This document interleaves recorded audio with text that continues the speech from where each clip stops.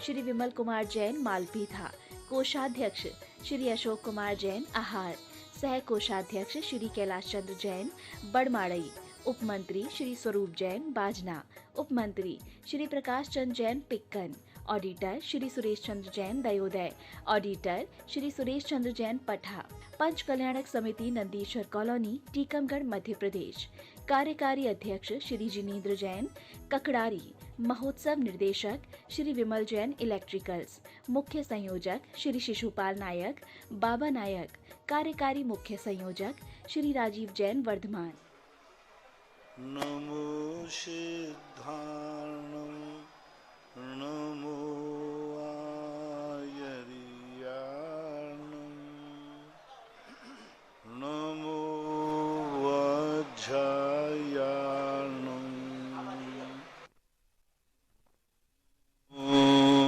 लोये सर्वशाहूर्णं।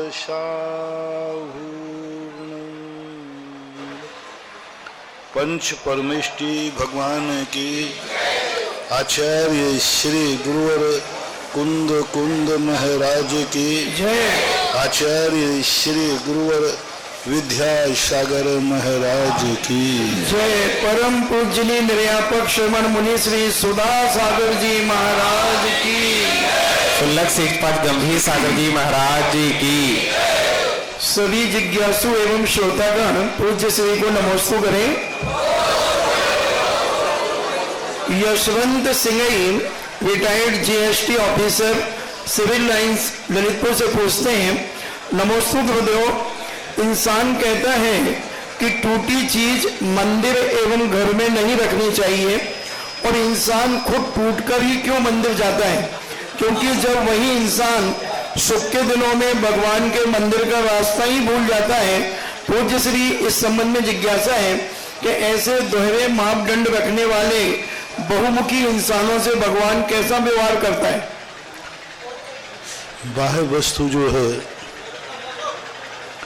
वह सगुण के रूप में प्रस्तुत होती है और अंतरंग का टूटना जो है उपादान के लिए अवशगुन होता है। हमारे यहाँ दो सगुन होते हैं, एक नैमित्तिक और एक उपादानकृत। तो नैमित्तिक जो सगुन होते हैं या अपशगुन होते हैं वह सबके दृष्टिगोचर होते हैं। वह स्वयं के लिए ही नहीं दूसरों के लिए भी घातक है। वो एक के लिए नहीं अनेक के लिए घातक है। उससे एक का ही अपशगुन नहीं अनेकों का अपशगुन होता है। इसलिए बाह्य अपशगुनों से बचा जाता है। अंतरंग का जो उपादान का टूटना है उससे दूसरे का घात नहीं होता, स्वयं का घात होता है, एक का घात होता है।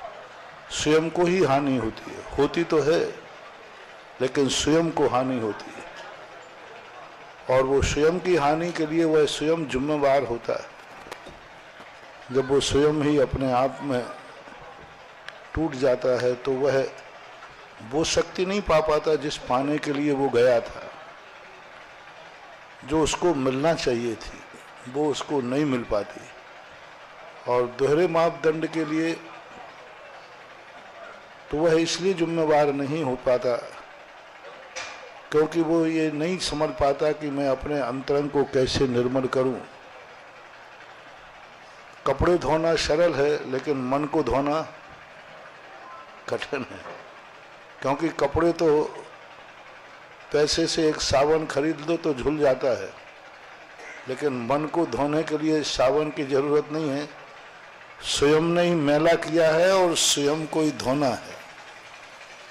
मैल कहीं अन्यत्र से आता है, साबुन कहीं अन्यत्र से आती है, इसलिए दूसरा दूसरे को धो देता है। लेकिन उपादान में जो मैल आता है वो अंदर से ही मैल आया है और अंदर से ही साबुन आना है। दोनों जब एक कंपनी से आएंगे तो मामला कहीं ना कहीं टकराएगा, क्योंकि अंदरंग का जो मैल है वो स्वयं की साबुन से ही धुलेगा। इस कारण से उपादानकृत जो स्थितियां बनती हैं वह थोड़ी कठिन हैं और बाह्य रूप से पर के लिए जिम्मेवार न होकर के स्वयं के लिए जिम्मेवार हैं।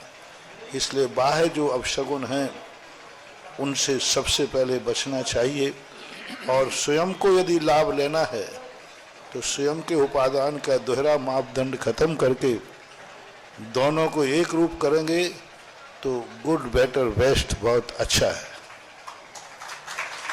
दिनेश कुमार राठौर पूछते हैं थड़ोद से, नमोस्तु महाराज जी, पूज्य आचार्य श्री ने एक संस्मरण सुनाते हुए कहा था कि एक भक्त ने ऐसा आशीर्वाद मांगा कि मेरे यहाँ आचार्य श्री का हार सबसे लास्ट में हो। सभी भक्त तो ये कहते हैं सबसे पहले हो, मगर उसने ऐसा आशीर्वाद क्यों मांगा, उसका क्या आश्रय था? कम से कम उतने दिन तक शुद्ध खाने का तो मौका मिलेगा, कम से कम उतने दिन तक विशुद्धि तो बनी रहेगी। प्रतिदिन सुबह से उठकर शुद्ध बनाएंगे, क्योंकि आहार देने के 5 नंबर हैं और सुबह से आहार देने के पहले जितनी जो मेहनत हुई है उसके 15 नंबर हैं। तो सुबह से लगा है और आहार देने के समय तक जो मेहनत की है, जो विशुद्धि हुई है, उसके 15 नंबर होते हैं। और जिनके आहार जो दिया जाता है उसके 5 नंबर होते हैं। जिनके आहार नहीं हुए हैं और चौका लगाया है तो उसके हर दिन के 15 नंबर तो पक्के हैं।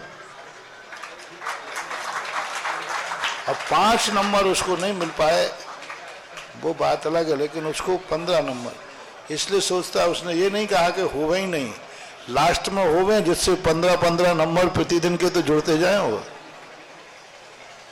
श्रीमती माधवी जैन बनगांव से पूछती हैं, नमोस्तु गुरुदेव के चरणों में।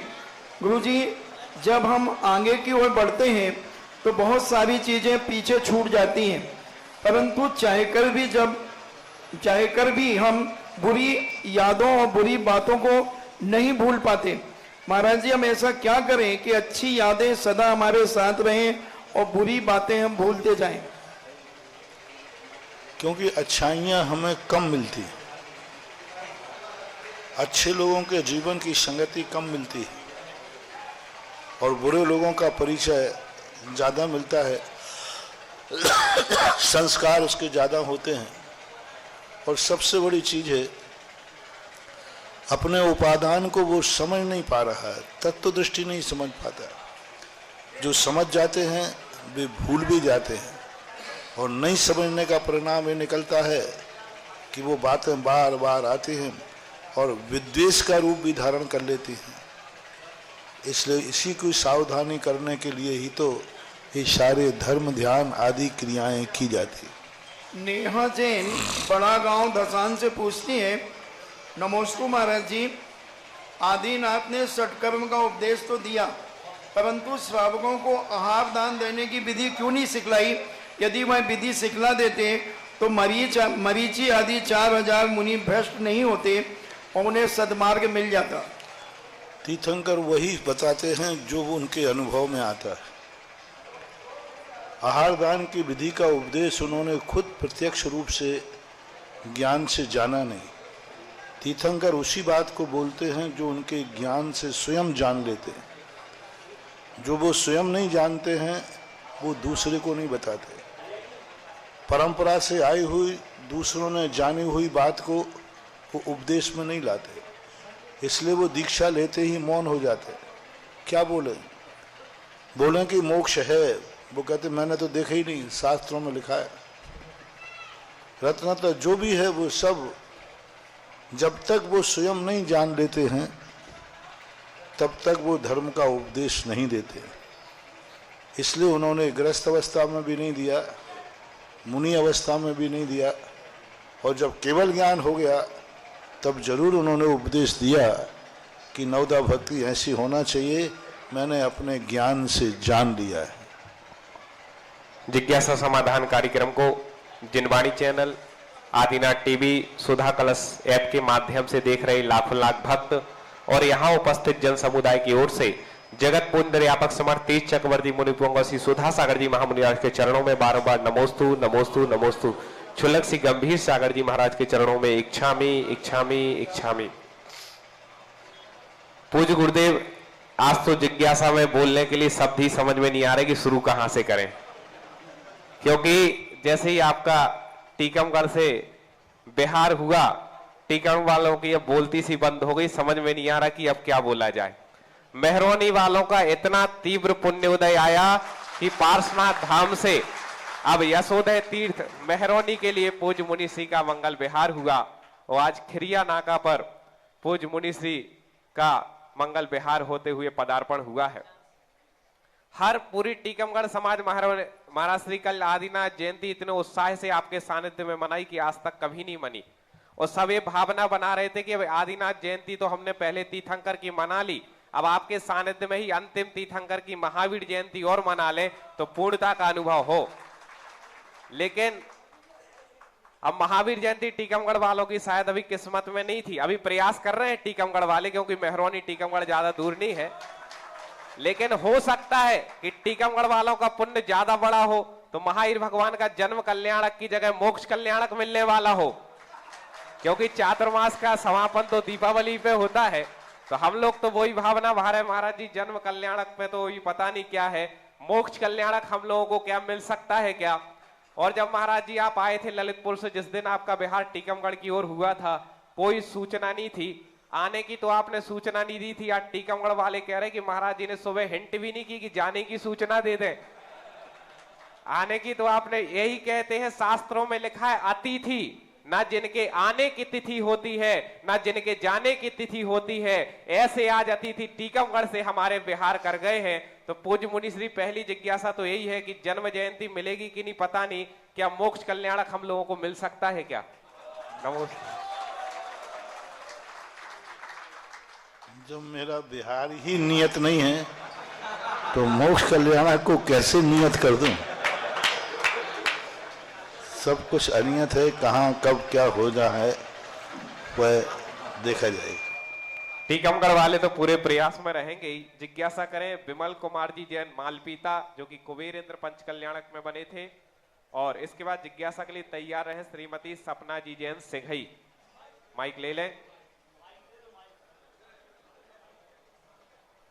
चालू करें मुकेश भाई, और जिसका भी नाम बोला जाए पहले से आप तैयार रहने के लिए माइक लेकर के खड़े हो जाएं करें। पूछिए।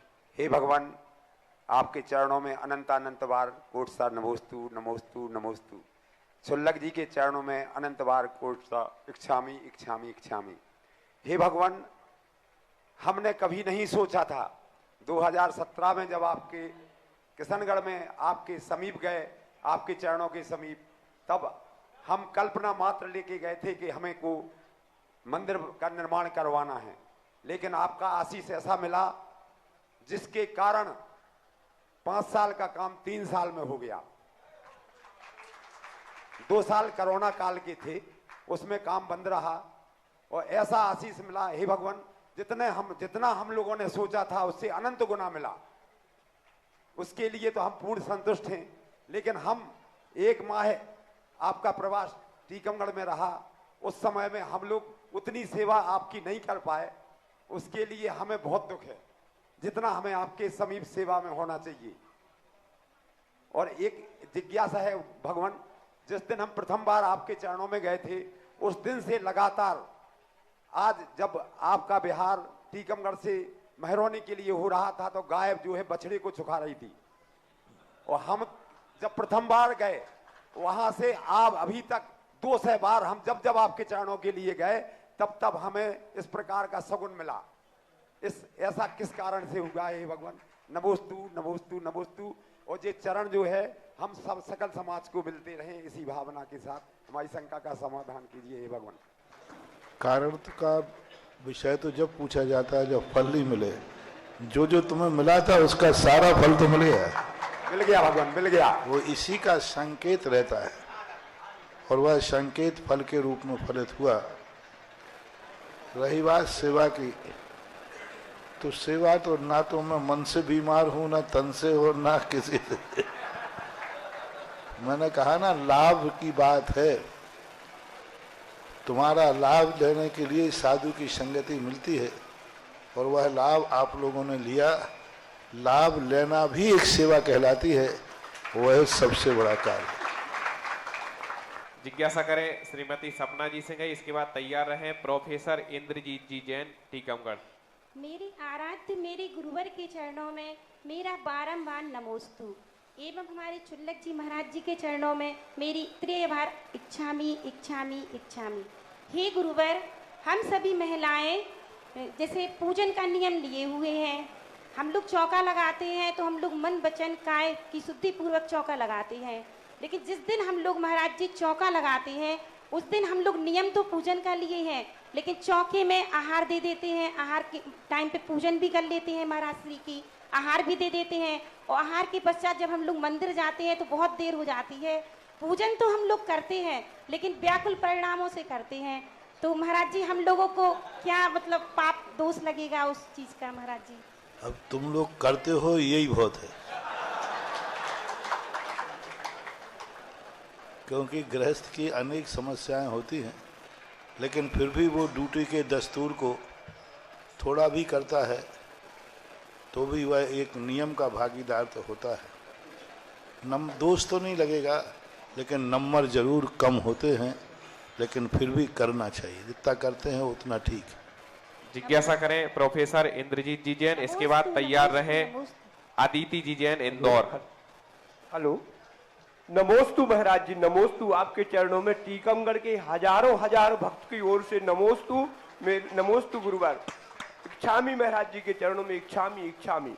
हे गुरुवर, 32 दिन टीकमगढ़ के नगर को और जैन समाज को, हजारों हजार भक्तों को आपके पाद मूल में बैठकर सुबह दोपहर और शाम को धर्म श्रवण करके अपनी धर्म वृद्धि करने का अवसर मिला है।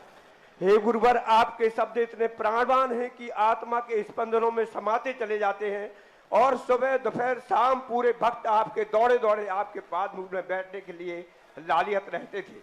हे गुरुवर, आपको लोग ये कहते थे गुरुवर बहुत सख्त हैं और गुरुवर बहुत, लेकिन हे गुरुवर जब आपके निकट आने का अवसर मिला तो देखा कि जड़ चेतन के आंसुओं की कसक गुरुवर के आसपास रहती है। तो हम तो आपके भक्त हैं, हम सबको आपका भरपूर आशीर्वाद मिला है। हे गुरुवर, अब टीकमगढ़ के ये हजारों भक्त, कम से कम 25,000 भक्त जो सुबह दोपहर शाम श्रवण करके धर्म ध्यान करते थे और आपकी भक्ति करके पूरे विश्व में अपना नाम कमाते थे, अपनी विश्व में। हे गुरुवर, जब टीकमगढ़ का स्वर्णिम इतिहास लिखा जाएगा तो जब ये 32 दिन हमारे लिए स्वर्ण अक्षरों में लिखे जाएंगे, हमारे जीवन में और हमारे टीकमगढ़ नगर के इतिहास में स्वर्ण अक्षरों में लिखे जाएंगे। हे गुरुवर, पता ही नहीं चला कि गुरु जी का बिहार हो रहा है। हम लोग तो जैसे तैसे गुरु जी के साथ यहाँ आ गए। अब हम आपके जो भक्त वहां 25,000 20,000 सुबह से मिलेंगे, उनके लिए हम क्या जवाब देंगे? हे गुरुवर, हमारी शंका का समाधान करने की कृपा करें। नमोस्तु गुरुवर, नमोस्तु गुरुवर। कुछ कार्यों के जवाब नहीं दिए जाते, मौन रहना ही जवाब होता है। जवाब नहीं देना भी लाजवाब होता है, यही है। जिज्ञासा करें अदिति जैन इंदौर। और इसके बाद जिज्ञासा के लिए तैयार रहे प्रसन्न सिंघई मेहरौनी। नमोस्तु महाराज जी, नमोस्तु महाराज जी, नमोस्तु महाराज जी। महाराज जी, ये कोई भी पर्व होता है या कोई भी त्योहार होता है तो ये जगह जगह पर या फिर किसी भी मतलब रोड पर बैनर लगे हुए होते हैं, बहुत सारे लगा देते हैं, लेकिन वो त्योहार या पर्व तो निकल जाता है, वो बैनर फिर भी टंगे रहते हैं या फिर जैसे हवा वगैरह चलती है कुछ भी ऐसा होता है नीचे भी गिर जाते हैं। तो इनका उचित निराकरण क्या हो सकता है? क्योंकि आज से कुछ समय पहले या कुछ सालों की बात करें तो बहुत कम होते थे, लेकिन आज तो बहुत ज़्यादा रहते हैं। युग के अनुसार जो होता है चलना पड़ता है। इनमें विनय अभिनय करने का भाव न होने से अभिनय का भाव नहीं आता, क्योंकि ये प्रतिष्ठित नहीं है, ये छाया है। जैसे साधु चलता है तो छाया जमीन पे पड़ती है, जमीन पे पड़ती है तो वो दोष नहीं है। इसी प्रकार ये छाया चित्र कहलाते। फिर भी अपने चलाकर अपमान नहीं करना चाहिए। जैसे ही कार्यक्रम होता है उनको अलग कर देना चाहिए। हमने एक दिन कहा था ना कि मंदिरों में भी फ्लैक्स आदि टंग जाते हैं, भी टंगे रहते हैं, अच्छे नहीं लगते। फ्लैक्स आदि जितने भी होते हैं, साधु आता है तब लगा लीजिए, साधु का विहार होता है तो मंदिरों से फ्लैक्स हटा देना चाहिए। ये टंगे रहते हैं वर्षों तक, फीके पड़ गए हैं, फट भी रहे हैं, तो ये शुभ नहीं है, अब शगुन होते हैं। आप समझते हैं कि फ्लैक्स वगैरह जब तक हैं जब उस समय कार्यक्रम चल रहा हो, जिस उद्देश्य से लगाए गए हैं और उस समय उस उद्देश्य को लेकर लगे हैं तो वो ठीक है। जैसे ही उद्देश्य खत्म होते ही तुरंत उनको उतार करके अलग कर देना चाहिए। चित्र का फीका पड़ना, रंग उतर जाना, फट जाना, ये फिर शुभ संकेत नहीं।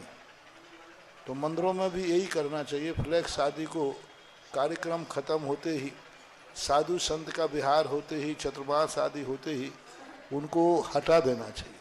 आपको हटाने में कोई दोष नहीं लगेगा, बल्कि आपको पुण्य लगेगा कि उस चित्र का अभिनय होने से आपने उसको बचा लिया। उसका फीका होने से वो लगा लगा फटेगा, उसका कलर उतरेगा, तो उससे अच्छा है कि आपने पहले ही उतार देना चाहिए। लोग इसको कुछ और जगह जगह स्टिकर चिपका देते हैं मंदिरों में, तो इस प्रकार की स्थितियां ठीक नहीं होती। कई लोग अति भक्ति दिखाते हैं, अपना महाराजों के प्रति अति भक्ति दिखाते हैं। ये भक्ति नहीं है, ये मूर्खता है, अज्ञानता है। हाँ, लोग समझते हमारी भक्ति है, भक्ति नहीं है। इसलिए इस संबंध में तो यही है, यदि मान लो आप लोगों ने नगर को भी सजाया है फ्लैक्स लगा करके, अपना कार्यक्रम हुआ उतार देना चाहिए। दूसरे लोग लगाएंगे, दूसरा कार्यक्रम होगा, वो लोग लगाएंगे। अपन लोग उसी को लगा के बैठे रहो, वो उठा के फेंकेगा, फिर वो तो सीधी सी बात है। यदि आपने नहीं उतारा तो फिर जो दूसरा लगाएगा वो उठा के फेंकेगा। इससे अच्छा है कि अपना कार्यक्रम हो गया, अपने फ्लैक्स उतार लेना चाहिए, अलग कर देना चाहिए। घरों पे भी ऐसे लटका देते बाहर फ्लैक्स, आपका कार्यक्रम खत्म हो गया, खत्म हो गया। देखो, आप लोग शादी ब्याह करते हैं तो वो पगड़ी बांधते हैं, क्या वो अच्छा है कि बुरा? जैन साहब, अच्छा है ना? तो फिर वो पगड़ी अब क्यों नहीं बांधते? शादी के बाद क्यों नहीं बांधते? यदि शादी के बाद बांधोगे और निकलोगे बाजार में ना, तो लोग हंसेंगे। जो पगड़ी तुम्हारे एक सगुन थी, शुभ थी, जिसको आपने दस्तूर में लगाया था, और कार्यक्रम होने के बाद उसी वेशभूषा को फिर पहनोगे तो लोग हंसेंगे और उसका अपशगुन माना जाएगा। जो चीज जिस समय की है उसी समय ही शोभा देती है, मांगलिक होती है, सगुन होता है। उसको बार में जाकर के यदि उसको अपन करेंगे तो वो ये मत मानना कि ये सम्मान है, अभिनय है। तो इस प्रकार का कार्य करना चाहिए। इससे व्यवस्था भी बनी रहेगी, अभिनय भी नहीं होगा। सम्मान के साथ आपने लगाया है, सम्मान के साथ उसको उतार करके डिजोल्व कर दीजिए, नष्ट कर दीजिए, उसको रखिए मत, स्टोर मत बनाइए। अरे साधु के शरीर से आत्मा निकल जाती, शरीर को जला देते, उनको भी जला करके नष्ट कर दीजिए, कोई आपको दोष नहीं लगेगा। साधु के शरीर को जलाना क्या साधु का अपमान है? आप अपने माता पिता की अर्थी में आग लगाते तो क्या उनका अपमान है कि सम्मान है? आपके दादाजी पिताजी मरने पर उसको आप जलाते हैं, तो ये जलाने से उनका अपमान है कि सम्मान है? सम्मान है, बहुत बड़ा सम्मान है। यदि नहीं जलाओगे तो कुत्ते बिल्ली खाएंगे, और उनकी हड्डियों को कोई कहीं ले जा रहा है, कुत्ते खा रहा है, बिल्ली खा रहा है, जानवर खा रहा है, तो वो अपमान है, जलाना सम्मान है। तो इन चीज़ों में सब में बहुत समाज को बहुत विवेक से, कई बार फ्लैक्सों को लेकर राग देश हो जाता है। अरे ये फ्लैक्स नहीं उतरेगा, ये तो लगेगा। अरे भाई काय को राग देश कर रहे? जिसकी बारात आई उसका लगाओ, जिसकी बारात गई उसको उतार दो, खत्म बात हो गई। लेना है लेना दो, सीधी सी बात है। उसी के लिए लगते हैं, नहीं तो वो तो लग गए साहब तो लगे। तो फिर उसका फिर कोई अभिनय करेगा और कोई बेइज्जती से उतारेगा, उतार करके फिर अपमान करेगा। ऐसा नहीं करना चाहिए, व्यवस्था बनाओ। मैं इसके लिए मना नहीं करता हूँ, क्योंकि आज का एक युग फ्लैक्स का है। तो निषेध तो मैं करूंगा नहीं, लेकिन व्यवस्था होना चाहिए, ये ध्यान रखें। जिज्ञासा करें प्रसन्न जी सिंह मेहरौनी। इसके बाद तैयार रहे मातृ शक्ति संगठन टीकमगढ़। पूज्य गुरुदेव के चरणों में मेरा एवं मेरे परिवार का बारंबार नमोस्तु नमोस्तु नमोस्तु। पूज्य छल्लक जी महाराज के इच्छामी इच्छामी इच्छामी। गुरुदेव, मैं अपने जीवन के बारे में थोड़ी बात करना चाहता हूँ। मेरे 13 वर्ष की उम्र में मेरे दादाजी ने भगवान का पंच कल्याणक करवाया और उस समय भी मुझे भगवान के पंच कल्याणक के 5 कल्याणकों में भाग लेने का मिला। और जिज्ञासा करें, जिज्ञासा करें, प्रश्न पूछे आप।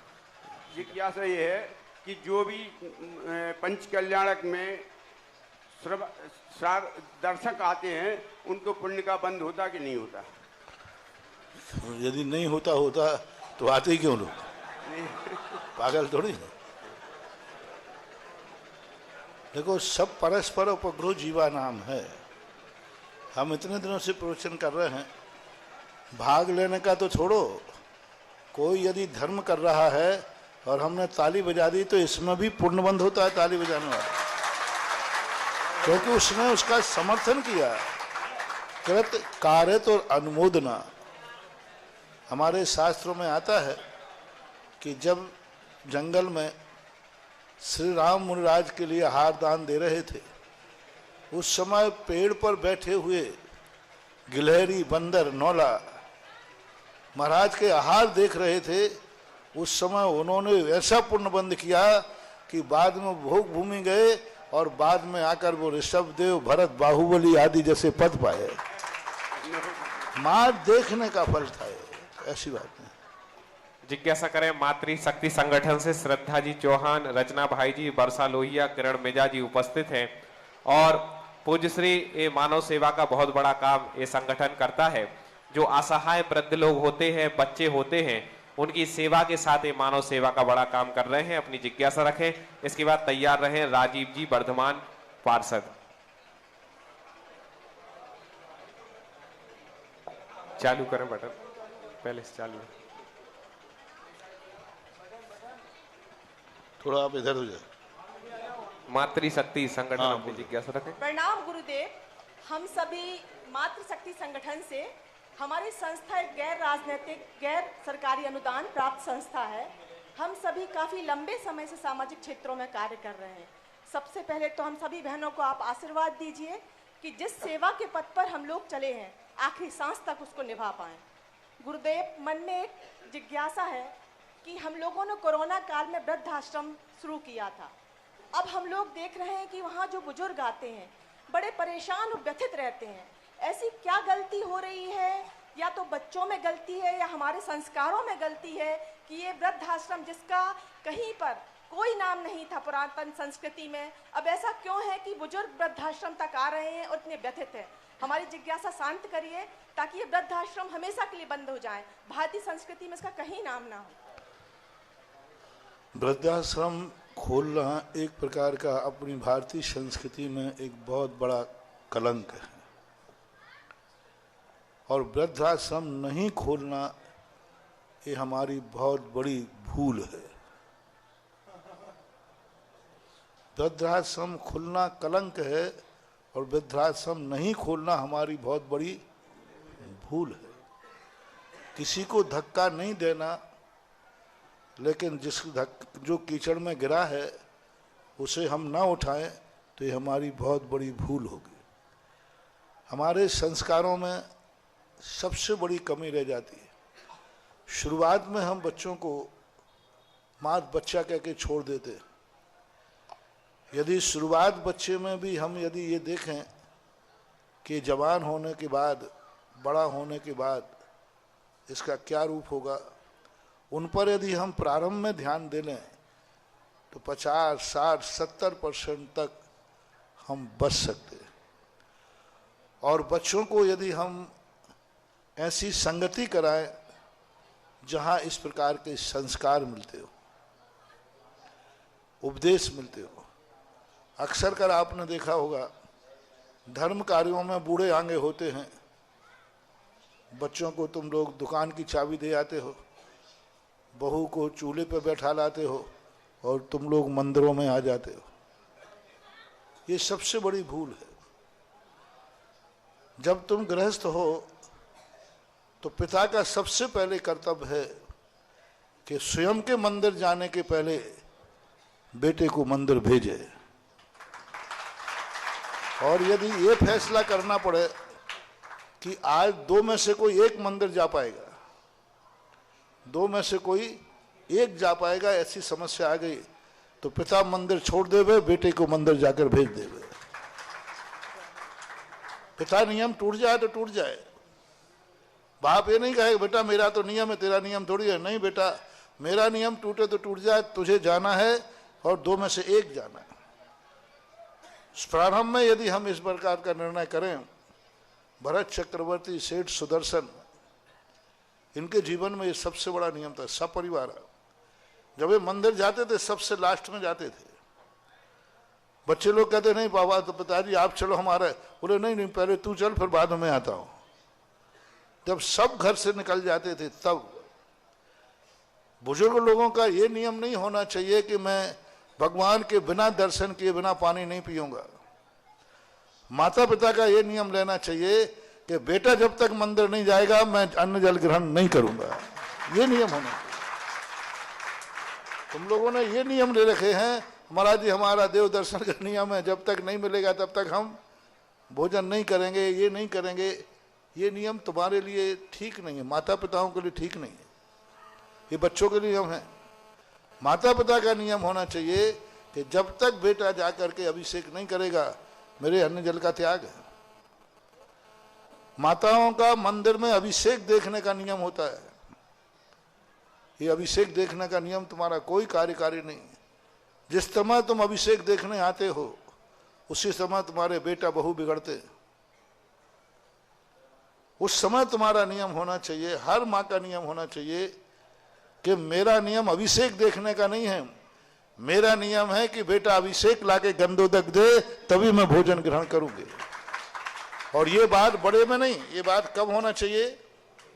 जब वो 8 वर्ष का हो जाता है।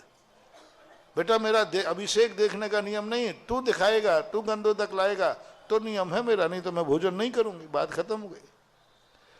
ये संस्कार यदि हम दे देंगे तो मुझे लगता है कि बच्चों के वृद्ध होने पर आश्रम में नहीं भेजना पड़ेगा, वो घर में देवता मान करके पूजेगा।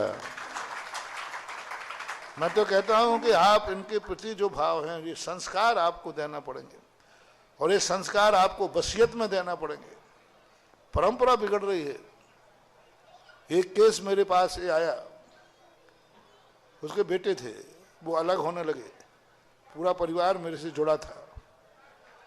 महाराज ये छोकरे भी आपसे जुड़े हैं, मेरे से अलग होना चाहते, मैं इनके बिना नहीं रह पाऊंगी। माँ बोली, पिता भी रो रहा था।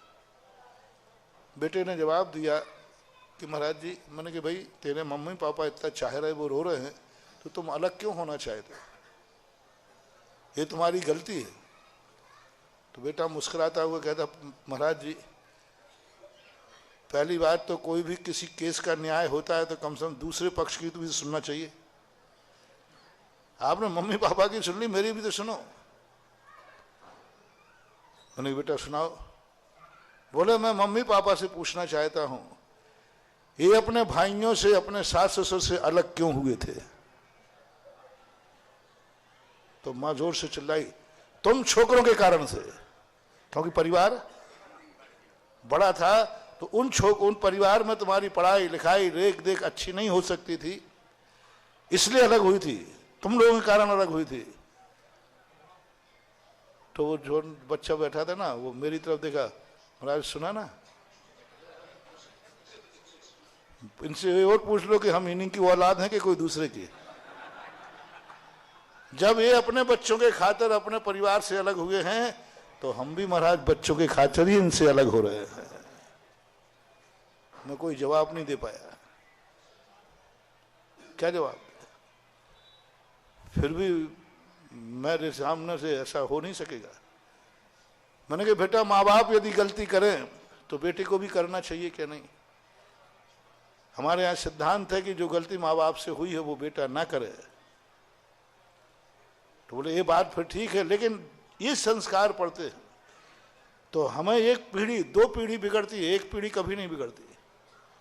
हमें ये देखना है कि हम अपने माता पिताओं की सेवा, अपने सास ससुर की सेवा इतनी करें कि बच्चों को भी मजबूर हो जाए कि हमारी वंश परंपरा ऐसी है।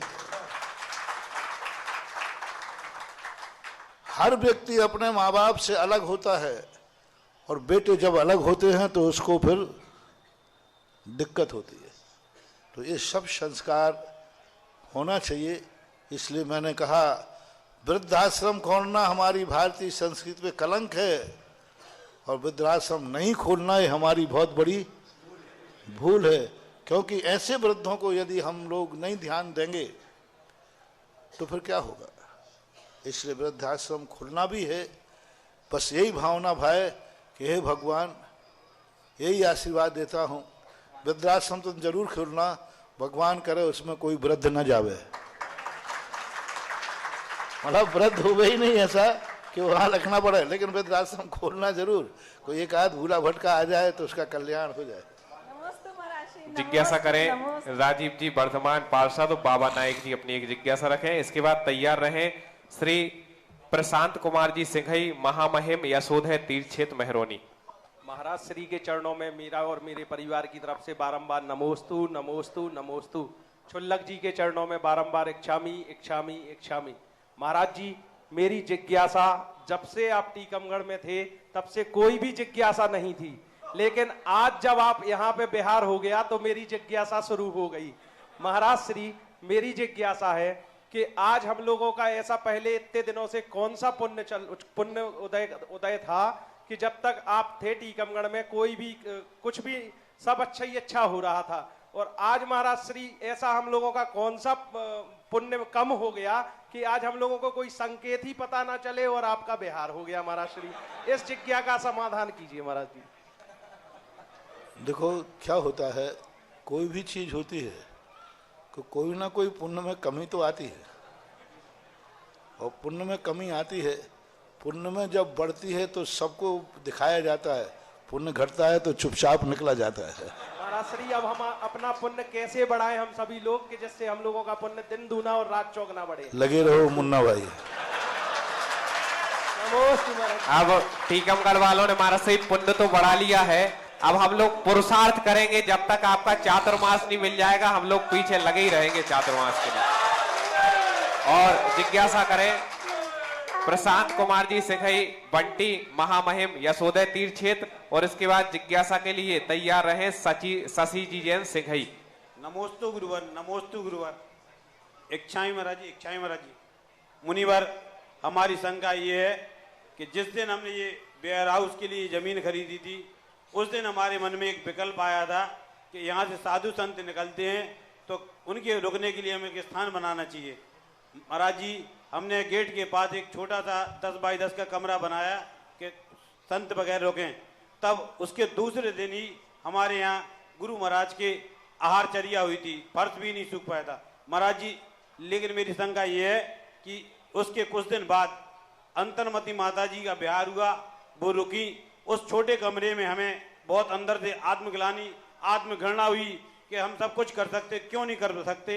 तो मैंने सपना देखा, एक सपना संजोया कि हम एक संत निवास बनाएं। तो हमने संत निवास बनाया, और मेरा सबसे बड़ा सपना, जीवन का सबसे बड़ा सपना, जो हम इसका कल्पना नहीं कर सकते हैं कि हमारे इस संत निवास में हमारे गुरुवर पधारें।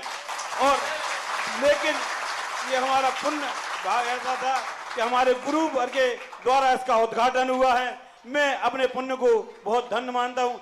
मेरा ऐसा कौन सा पुण्य इस समय काम आ गया गुरुवर, जो हम आपके जो अपना सपना था, जो भावना थी, उसको पूरा साकार कर सके। भगवान में आपसे बार बार पुण्य की वैरायटियों का लेवल मत पूछो, पुण्य तो पुण्य ही होता है। कौन सा पुण्य कौन सा पुण्य, ये बनिया की दुकान नहीं है कि कौन से, ये तो पुण्य है।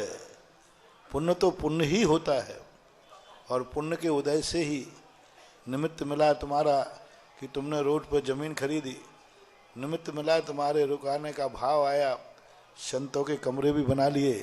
तो ये सब जो भावनाएं होती हैं, जाकी रही भावना जैसी, शो देखी मूरत तिन तैसी।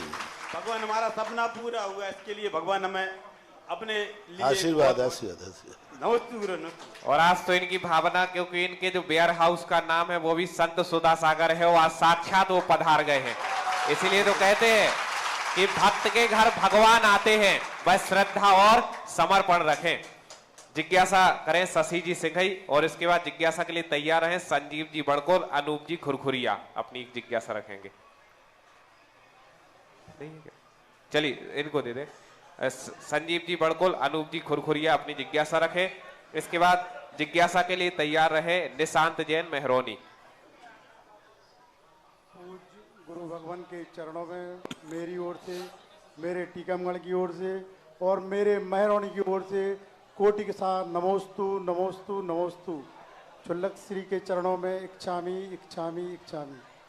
मेरी जिज्ञासा है कि एक मंत्र है, अन्यथा शरणम नास्तु त्वमेव शरणम मम तस्मात् कारुण्य भावेन रक्ष रक्ष जनेश्वर। इस मंत्र का क्या अभिप्राय है और क्या इसका जाप करना चाहिए, और अगर जाप करते हैं तो क्या लाभ होता है?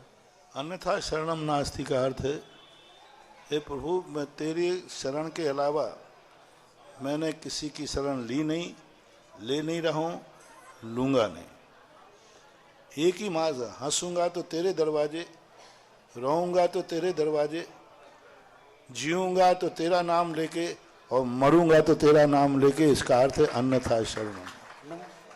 अन्यथा त्वमेव शरणम मम, क्योंकि हमारी दूसरी शरण है ही नहीं, इसलिए हे भगवान मैं तेरी शरण में आया हूँ।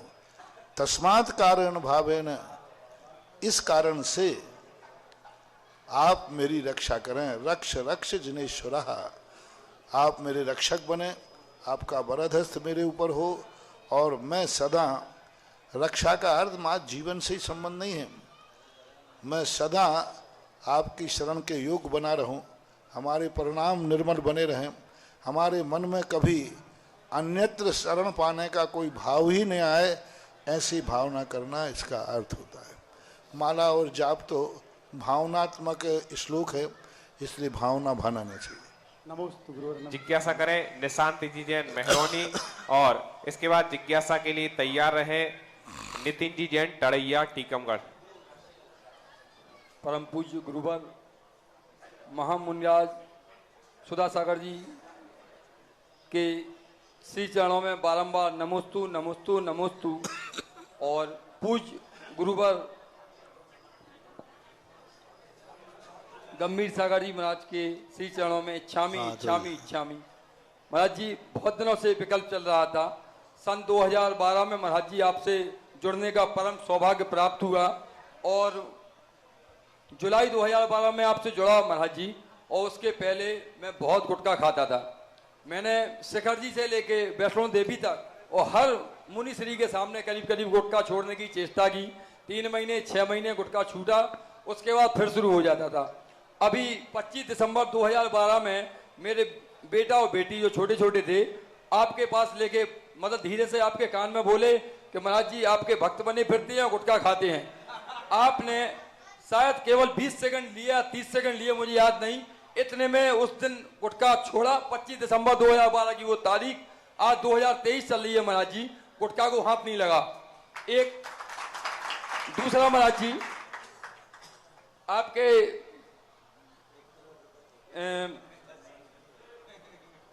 हाँ चलो अब तो जिज्ञासा पूछो आप।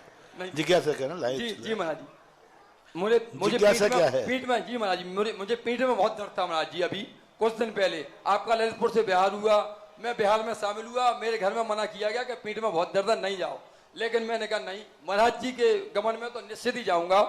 महाराज जी वो दिन है और आज का दिन है, आपने आज देखा होगा 15 किलोमीटर में मैं कहीं रुका नहीं। महाराज जी ये ताकत, हमारे गुरु बहुत महान है, मेरे गुरुवर बहुत महान है, लेकिन क्या हमारी भक्ति इतनी प्रबल हो गई है? महाराज जी मेरी ये जिज्ञासा है, मैंने अपनी भक्ति में क्या संपूर्णता प्राप्त कर ली है? नमोस्तु नमोस्तु नमोस्तु। संपूर्णता तो प्राप्त नहीं की है, पासिंग मार्क जरूर मिल गए।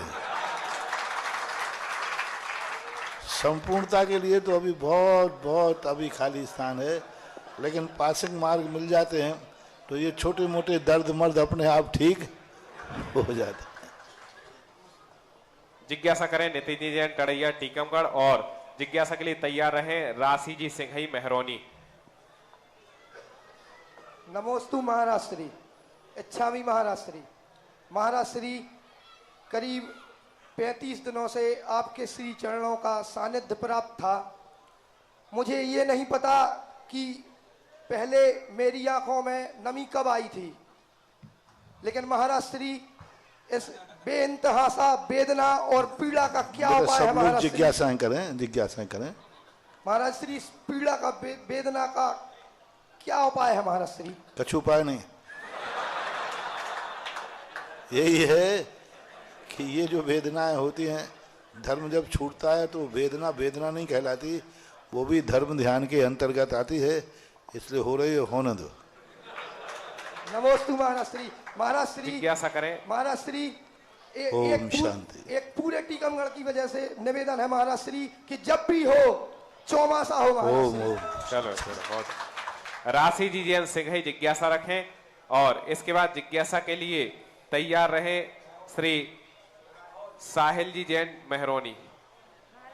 महाराज श्री के चरणों में मेरा बारंबार मेरे और मेरे परिवार की ओर से नमोस्तु नमोस्तु नमोस्तु महाराज जी। मेरी यह जिज्ञासा है कि महाराज जी, मैं बच्चों को बाहर भेजूंगी, लेकिन अब उनको डर लगता है कि वो कहीं बिगड़ ना जाएं और वो सही मार्ग पर जैन धर्म में कैसे चलें, ये बहुत चिंता है महाराज जी, क्या करें? को सावधानी रखना अपना कर्तव्य है। दीपक जलता है उसको हाथ लगाना चाहिए, अपने कर्तव्य से नहीं चूकना, फिर उसकी होनहार है, क्योंकि सारा निमित्त ही सब कुछ नहीं करता, उसकी होनहार फिर जैसी होगी वैसी, पर अपना कर्तव्य नहीं कुछ से चूकना चाहिए, जो तुम्हारे हाथ में है वो करना चाहिए। अभी पूर्व में भी मैंने बताया है आप लोगों के लिए। जिज्ञासा करें साहिल जी जैन मेहरौनी। इसके बाद तैयार रहे राजा जी चौधरी महामहिम एवं अध्यक्ष यशोदय तीर्थ क्षेत्र। पूज्य गुरुदेव के चरणों में बारंबार नमोस्तु नमोस्तु नमोस्तु। शुल्लक श्री के चरणों में बारंबार इच्छामी इच्छामी इच्छामी। महाराज जी, मेरी जिज्ञासा है कि एक सौदरवेंद विधान में बनते हैं और एक सौदरवेंद पंच कल्याणक में बनाए जाते हैं, दोनों में अंतर क्या है? दोनों में अंतर है, यहाँ पूजा है, वहाँ पूज्य की प्रक्रिया है, वो एक नियोगी है। पंच कल्याणक में जो बनते हैं वो नियोगी कहलाते हैं, और विधानों में जो बनते हैं वो पूजा के लिए बनते हैं कि हे भगवान, मैं पूजा करूं तो इंद्र शरीकी की पूजा करूं।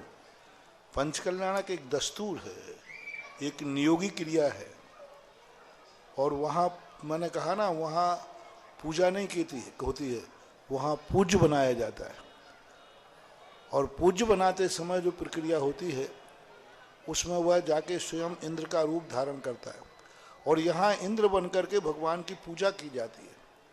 तो जब वो पूजा करता है तब उसकी कमाई अलग होती है, और जब वो पूज्य में अपना नियोगी कार्य करता है उस समय पुण्य की क्वालिटी अलग होती है। दोनों की वैरायटी बिल्कुल भिन्न भिन्न हैं। पूज्य का जब बनता है उस समय वह पूज्यता की तरफ बढ़ता है, और विधान आदि में जो इंद्र बनता है उससे उसके संसार का वैभव बढ़ता है, संसार की सुख सुविधाएं बढ़ती हैं, क्योंकि पूजा का परिणाम वो संसार का अभ्युदय भी है और निश्रेयस भी है। और वहाँ पर वह नियोगी क्रिया जो कर रहा है भगवान बनाने की, उस समय वह उसी निमित्त रूप में बनता है कि एक दिन वो संसार से निर्वृत्ति को प्राप्त हो जाता है। जिज्ञासा करें राजा जी चौधरी महामहिम एवं अध्यक्ष यशोदय तीर्थ। इसके बाद तैयार रहे श्रीमती अंजना जी जैन मेहरौनी। पूज्य गुरुवर के चरणों में दिगंबर जैन समाज मेहरौनी यशोदय तीर्थ क्षेत्र कमेटी मेहरौनी का बारंबार नमोस्तु नमोस्तु नमोस्तु। पूज्य छुल्लक श्री के द्वय चरणों में बारंबार इच्छामी इच्छामी इच्छामी। गुरुवर, आपके आने की जब अनुभूति समाज को हो रही थी, तीर्थ क्षेत्र कमेटी को हो रही थी, हमारे यहाँ अतिशय तो तभी प्रारंभ हो गए थे।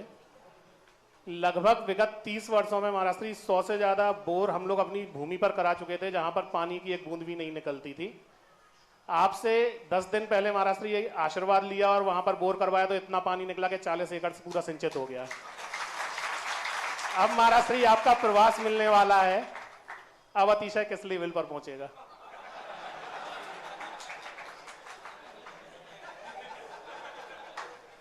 अब पहुंचने तो दो, उसके बाद बता देंगे। अभी देखो अपन लोग क्या है, एग्जस्ट पोल वो खोलते हैं जिनको हारने की उम्मीद रहती है, जिनको जीतने की उम्मीद है वो एग्जैक्ट पोल नहीं देखे। इसलिए अब तुम्हारी तो जीती जीत होने वाली है, अब काय को पहले से पूछे। नमोस्तु गुरुवर, नमोस्तु गुरुवर, नमोस्तु गुरुवर। जिज्ञासा करें अंजना जी जैन मेहरबानी। इसके बाद तैयार रहे राहुल जैन टीकमगढ़। नमोस्तु नमोस्तु नमोस्तु। शुल्लक महाराज जी को मेरा मन वचन काय से इच्छामी इच्छामी इच्छा। महाराज जी, धर्म किसे कहते हैं? एक तो नरक से आता है और मोक्ष चला जाता है। एक अहमद जो 33 सागर की आयु तक धर्म एक बार एक चर्चा करता हुआ द्वारा नहीं करता, इतना बड़ा धर्म है, या नरक से आता है और मोक्ष चला जाता है, वो कैसे होता है ऐसे?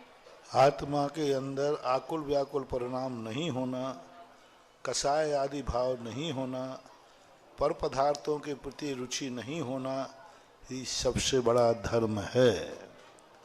अब वो धर्म कौन कर रहा है, कहाँ कर रहा है, इसका कोई मूल नहीं होता। बस वो तो अपने आत्मा के परिणामों में कितनी निर्मलता आई है, वह निर्मलता को ही मूल रूप से धर्म कहा जाता है। ये धर्म जितने होते हैं ये नैमित्तिक होते हैं, यानी ये धर्म निमित्त हैं। मंदिर हमें शांति देने में निमित्त है, और वही मंदिर के कारण कसाय हो जाए तो इससे बड़ा नुकसान किसी में नहीं। आजकल यही होता है, कई लोग मंदिर शांति के लिए होते हैं, और जैनियों में सबसे ज़्यादा मंदिरों को लेकर राग द्वेष होते हैं, क्योंकि जैनी पड़ोसी में तो लड़ नहीं पाता, तो मंदिर की जहाजों पे लड़ता है। बहुत गलत है महानुभाव, बहुत गलत। मैं कहता हूँ मेरा दुश्मन भी हो तो मेरा कहना है कि मंदिर के निमित्त को लेकर कभी राग द्वेष नहीं करना। चाहे भले ही तुम्हारा कितना अपमान हो जाए, कितना भी झुकना पड़े तो झुक जाओ, लेकिन मंदिर को लेकर कभी आवाज ऊंची मत उठाओ। मंदिरों को लेकर अभी कल परसों ही मैंने कहा था, मंदिरों के और समाज के परिवार के झगड़ों को लेकर कोर्ट केस मत करो, कोर्टों में मत जाओ, मत जाओ, वहाँ कुछ भी मिलने वाला नहीं। अपने देव साध गुरु के तुम भक्त बने फिरते हो, भक्त नहीं है, ये सबसे बड़ा दुश्मन है। आपसी में कोई दूसरा व्यक्ति तुम्हारे मंदिर में हानि पहुंचाए तो फिर भी बात ठीक है, तुम तो आपसी में दोनों भगवान के भक्त हो, दोनों भगवान को मानते हो, एक ही पति के हैं, एक ही मंदिर है, एक ही भगवान है। तुम लोग इतने राग द्वेष कर लेते हो कि कोर्ट केस कर देते हो। महानुभाव 100 भवों तक भी तुम्हें भगवान का मुंह देखने नहीं मिलेगा जो आपसी समाज के झगड़ों को लेकर कोर्ट कचहरी थाने जाते। देव साध गुरु को लेकर कभी थाने मत जाओ, कोर्ट कचहरी मत करो, क्योंकि इसमें लेकर के हाँ कोई अति दुश्मन हो, वो हानि पहुंचा रहा हो, तुम तो दोनों भाई भाई हो, एक ही गुरु को, एक ही भगवान को मानने वाले हो, लेकिन एक दूसरे के प्रति ये परिणाम अच्छे नहीं हैं। मंदिरों को लेकर के राग द्वेष कम से कम एक ही समाज में, एक ही मंदिर के ग्रुप में नहीं होना चाहिए। आप लोग होते हैं राग द्वेष, निर्णय कर लो कि भाई ठीक है, तुम 4 लोग अपने एक साधु को चुन लो कि चलो अपन दोनों महाराज से जाकर के अपना निर्णय करा देते। समाज के मुखिया पंच लोग होते थे, उनसे बैठ के करो, पर राग द्वेष मत करो, ऐसा मानना चाहिए। जिज्ञासा करें राहुल जैन टीकमगढ़, और इसके बाद जिज्ञासा के लिए तैयार रहे श्रीपाल जी जैन नायक। महाराज श्री के चरणों में बारंबार नमोस्तु, शुल्लक जी के चरणों में त्रिवार इच्छामी। महाराज जी, मैंने अभी पिछले 8 जुलाई को एक विधवा महिला से शादी की थी, जैन महिला से। तो मैंने अभी से इनका कहना है कि विधवा एक जैन महिला से शादी की तो क्या अभिषेक करने के अधिकारी हो सकते हैं? नहीं कर सकते। जिज्ञासा करें श्रीपाल जी जैन नायक। मेरे जैसे। ओम बस, शांति। श्रीपाल जी जैन नायक और इसके बाद तैयार रहे ममता जी जैन सराफ मेहरौनी। जगत पूज्य निरपेक्ष मुनि पुंगो श्री 108 सुधा सागर जी महाराज के चरणों में त्रिवार नमोस्तु नमोस्तु नमोस्तु। परम पूज्य शुल्लक श्री 105 गंभीर सागर जी महाराज के चरणों में त्रिवार इच्छामि इच्छामि इच्छामि। महाराज, आपके मुख से अपनी प्रशंसा सुनी, लेकिन कल से वो प्रशंसा सुनने को नहीं मिलेगी। स्वाभाविक प्रतिक्रिया क्या होगी उसको आप अच्छी तरह जान सकते हैं। हम लोगों को चारों ओर आपके आभामंडल का प्रकाश मिल रहा था, चारों ओर खुशियां अपार थीं, रोजगार भी मिल गया था। अब हम सभी बेरोजगार हो गए। कल से हम लोग क्या करें? जिज्ञासा का समाधान करें।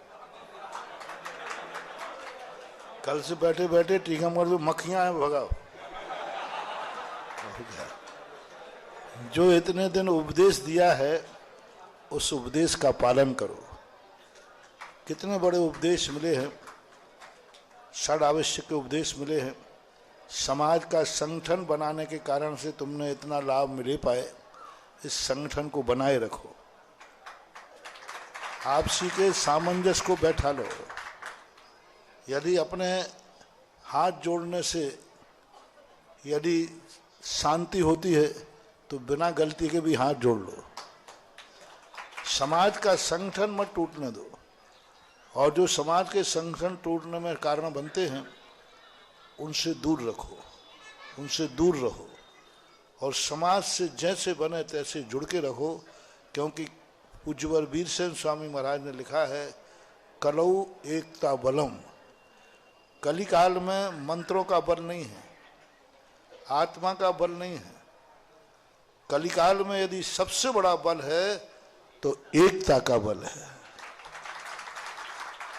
तो यह एकता ही आपके सबसे बड़ा कार्य है, इसको रखो, यही कार्य है। नमोस्तु भगवान, नमोस्तु भगवान, नमोस्तु। जिज्ञासा करें ममता जी जैन सराफ मेहरौनी और इसके बाद जिज्ञासा के लिए तैयार रहे श्री राजेश जी जैन कारी।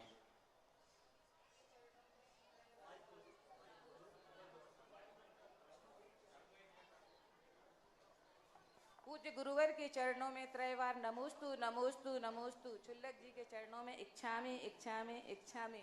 महाराज श्री, जब से मेहरौनी वालों ने सुना है कि आप आ रहे हो तो मेहरौनी की तो खुशी फूल ही नहीं समा रही। महाराज जी, महाराज जी, मेहरौनी बिल्कुल दुल्हन की तरह सजा हुआ है। और अब अभी तक तो हमें लगता था कि हम मतलब पुण्यवान हैं, पर आज तो हमें अपने पुण्य पे गर्व हो रहा है कि हमारे यहाँ सुधा सागर जी महाराज जी पधार रहे हैं। महाराज जी, पत्थर को पिघलते देखा है, सागर को मचलते देखा है। पूज्य सुधा सागर जी महाराज जी के मेहरौनी पधारने से पूरे मेहरौनी का वातावरण बदलते हुए देखा है। हर कोई के चेहरे पर खुशी खुशी खुशी है। महाराज जी, तो हमें अपने पुण्य पे गर्व टीकमगढ़ वालों पर नमक छिड़क दिया। महाराज जी, तो हमें अपने पुण्य पे गर्व करना चाहिए कि नहीं?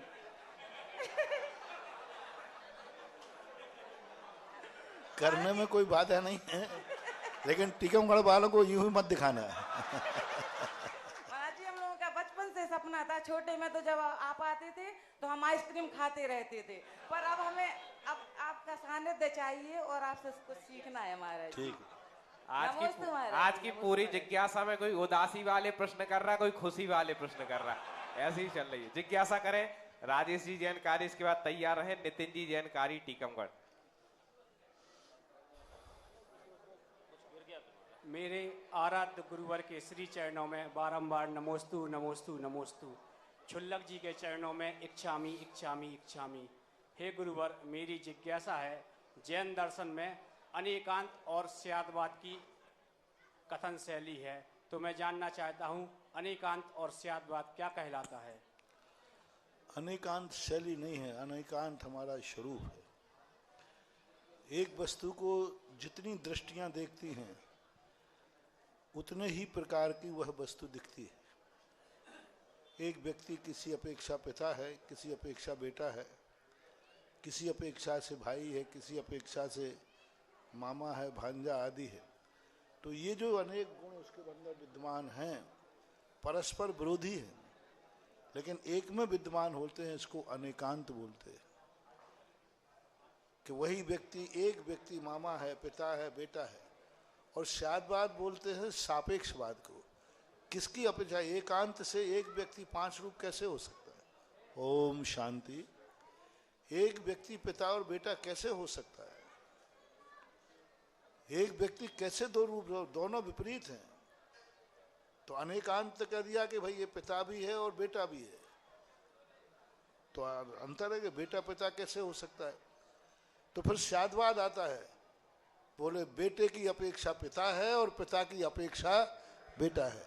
तो शादवाद सापेक्ष लगा देता है और अनेकांत उस एक वस्तु में परस्पर विरोधी तत्वों को स्थापित कर देता है।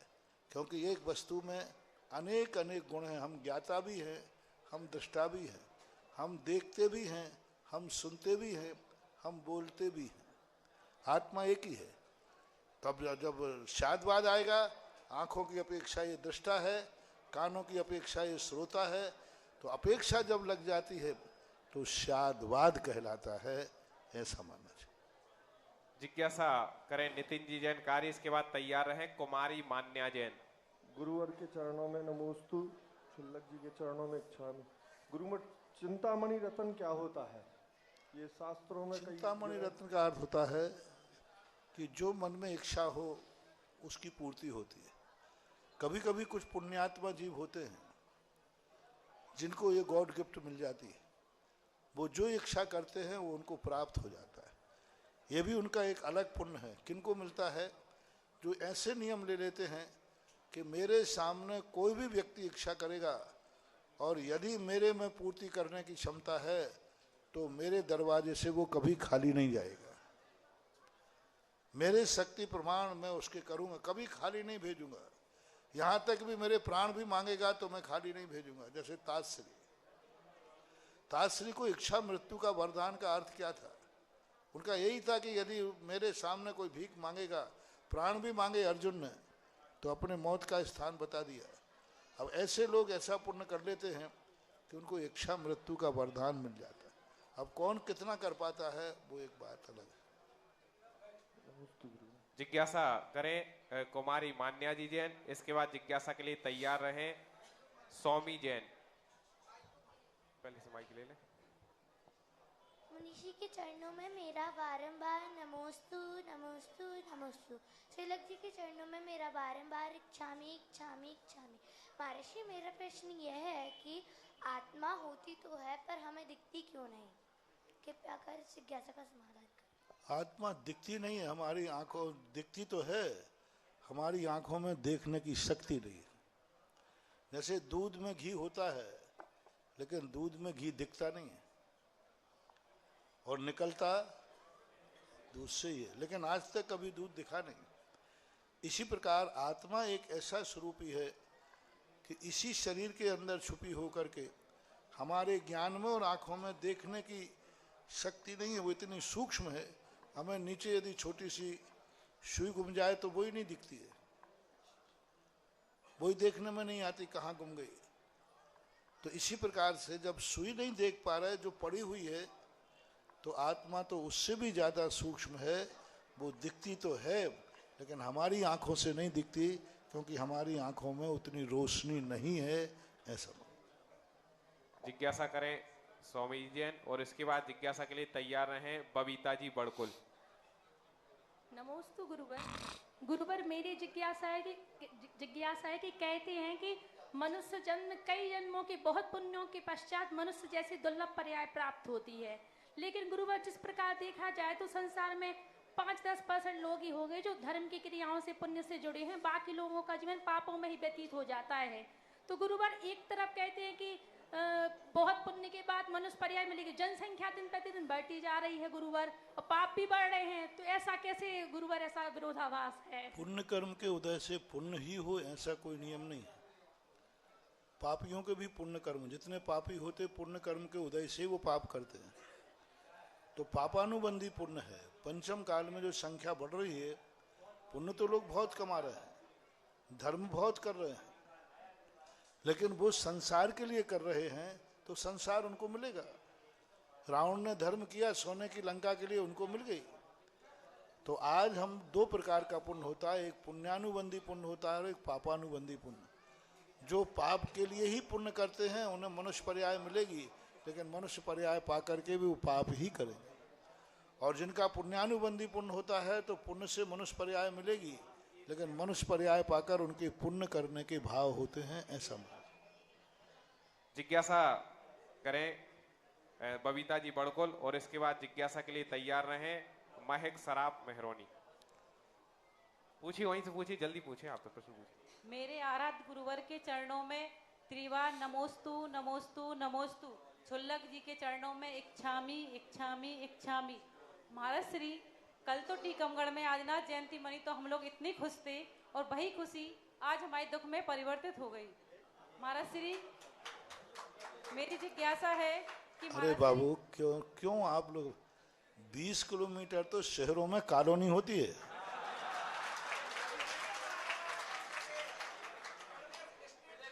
महाराज श्री, मेरी जिज्ञासा तो है। जय मेहरौनी कोई है नहीं, मेहरौनी टीकमगढ़ तो ये मेहरौनी यूं है, एक कॉलोनी 20-20 किलोमीटर की कॉलोनी है। जयपुर में जब मेरा प्रवेश हुआ तो 30 किलोमीटर का प्रवेश था। एक छोरे से गया तो रास्ते में 3 स्थान पर रुका, तब तो ये तो कॉलोनियां है। और दिल्ली में तो 600 किलोमीटर भी चले जाओ तो भी। हाँ, तो अभी तो क्या है, क्या महाराज जी यहाँ सरकार बदल गई, हमारे यहाँ मामा की सरकार है, यहाँ योगी बाबा की सरकार है, इसलिए लोग थोड़ा चिंतित हैं। अच्छा, यूपी एमपी का चक्कर पड़ जाएगा। हाँ है, लेकिन ध्यान रखना, आप धंधा करने के लिए नहीं सोचते कि एमपी के व्यवहार है। यूपी का रहने वाला है प्रशांत, और एमपी में वेयर हाउस खोले हैं, ये नहीं कोई कर रहे। कौन हारापुर है, हारपुर क्या है, हारपुरा, तो ये तो एमपी में आता है। चलिए जिज्ञासा करें अंतिम महक दीजिए, पूछो फिर। महाराज श्री, मेरी जिज्ञासा है कि आज आप आहार से लौटकर आ रहे थे तो महाराज श्री हाथी भी मिला था, और अभी मंत्री जी ने बताया इस रास्ते में गाय बछड़ा भी मिला था। तो महाराज जी, ये शुभ संकेत माने जाती है, और हमें उम्मीद हो रही है महाराज श्री कि आपका चातुर्मास हमको मिलेगा। अब वो तो क्या होगा, संकेत तो संकेत ही होते हैं, उनको अपन जहां जोड़ना चाहें जोड़ सकते हैं।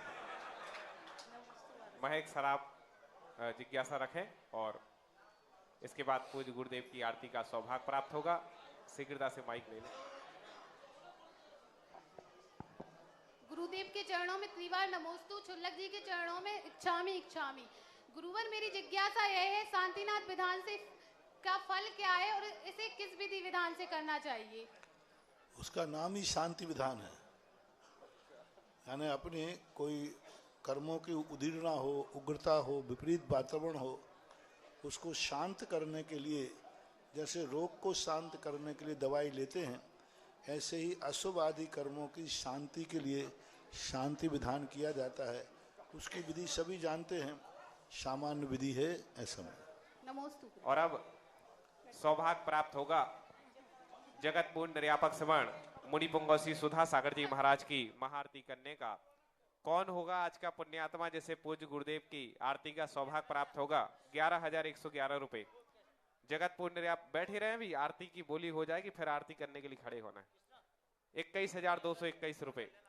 जगत पूर्ण निर्यापक श्रवण मुनि पुंगव श्री सुधा सागर जी महाराज की महाआरती करने के पुण्यशाली पात्र का चयन कर रहे हैं।